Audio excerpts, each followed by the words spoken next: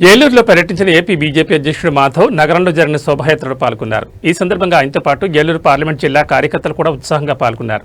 దేశం కోసం ప్రాణాలు అర్పించిన శ్యాంప్రసాద్ ముఖర్జీ, దీన్ దయాళ్ ఉపాధ్యాయ్ వంటి నేతల స్ఫూర్తితో వాజ్పేయి, అద్వానీ వంటి నేతల నేతృత్వంలో బీజేపీ బలోపేతమైందని ఆయన అన్నారు. నరేంద్ర మోడీ నాయకత్వంలో దేశానికి మంచి రోజులు వచ్చాయని మాధవ్ పేర్కొన్నారు. కేంద్ర ప్రభుత్వం అమలు చేస్తున్న సంక్షేమ పథకాలను ప్రతి ఇంటికి ప్రచారం చేయాలని కార్యకర్తలకు సూచించారు. పోలవరం జాతీయ ప్రాజెక్టును కేంద్ర ప్రభుత్వం పూర్తి చేస్తుందని, ఎన్డీఏ కూటమి అధికారంలోకి వచ్చిన తర్వాత ఇప్పటికే 15,000 కోట్లు విడుదల చేసిందని తెలిపారు.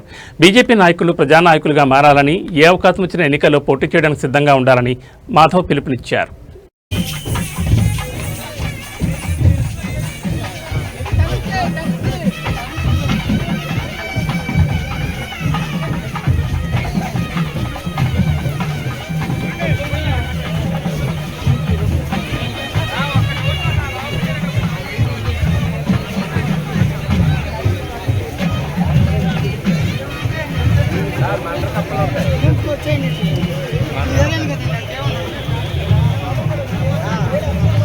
అందరికీ ఆదర్శమూర్తి.